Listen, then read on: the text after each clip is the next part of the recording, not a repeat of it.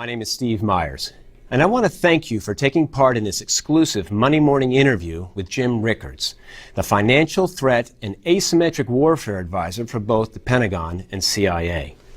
Recently, all 16 branches of our intelligence community have come together to release a shocking briefing that contained an alarming consensus. These agencies, that include the CIA, FBI, Army, and Navy, they've already begun to estimate the impact of the fall of the dollar as the global reserve currency.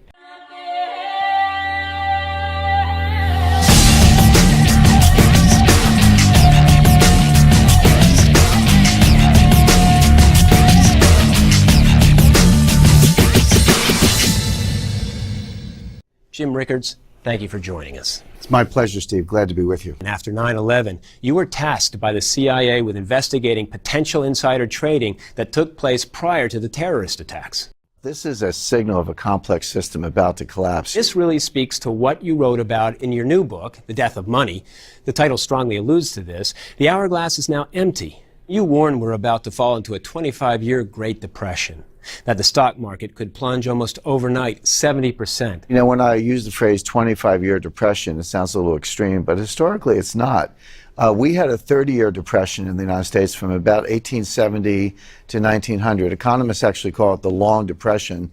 That was before the Great Depression. The Great Depression lasted from 1929 to 1940, so that was quite long. The U.S. is in a depression today. A lot of folks might disagree with you that we're currently in a depression. That word brings to mind images of the 1930s and soup kitchens. Well, we have soup kitchens today. They're just at Whole Foods in your local supermarket because 50 million Americans are on food stamps. It's not that we don't have distress. We have enormous distress, but it's being hidden in different ways. The unemployment rate today is actually 23% when you calculate it the right way. And you point the finger right at the Fed, Congress, the White House. I actually was in a meeting in the Treasury, and I said to the audience, the Fed and the Treasury are the greatest threat to national security, not Al-Qaeda, not some of the other threats out there, but right here in this building with this group, you people are destroying the dollar, and it's just a matter of time before it collapses. And I testified before the United States Senate about this. I warned the Senate, you know, maybe we can't stop earthquakes on the San Andreas Fault, but nobody thinks it's a good idea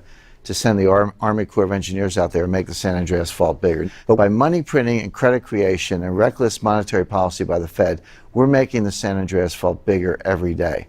And when you make a complex system bigger, the risk doesn't go up a little bit, it goes up exponentially. So the risk is unimaginable at this time. The collapse hasn't happened yet, but the forces are building up, and that's just about to snap. Your take, and that of many in the intelligence community, is much different than what we're hearing out of Capitol Hill, which is why the allegations you make in this book are causing quite a controversy in Washington. I was actually at a recent conclave in the Rocky Mountains with a couple central bankers, one from the Federal Reserve and one from the Bank of England. They'll say things privately that they won't say publicly, and I was handed a copy of Janet Yellen's playbook. The Fed is trying to kind of use propaganda, lie to us about economic prospects, talk about green shoots, use happy talk to try to get us to spend our money. The Fed doesn't know what they're doing. Don't ever think that they know what they're doing. You can print all the money you want, but if people are not borrowing it, if they're not spending it, then your economy is collapsing, even with the money printing. So you can understand it this way. So let's say I go out to dinner and I tip the waiter, and the waiter takes my tip and he takes a taxi cab home,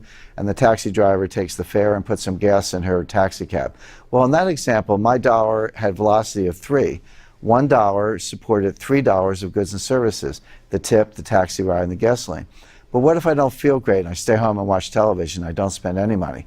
Well, that money now has velocity of 0. I leave my money in the bank, but I don't spend it. Let's look at what's actually happening with the velocity of money. It's plunging. It's going down very rapidly. But compare this decline of velocity today to what we saw leading up to the Great Depression.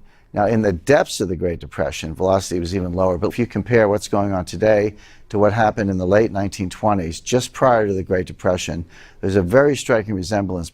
So it doesn't matter how much money the Fed prints. The Fed is trying desperately to bend the curve. Think of it as an airplane that's coming in for a nosedive. It's crashing, getting close to the ground.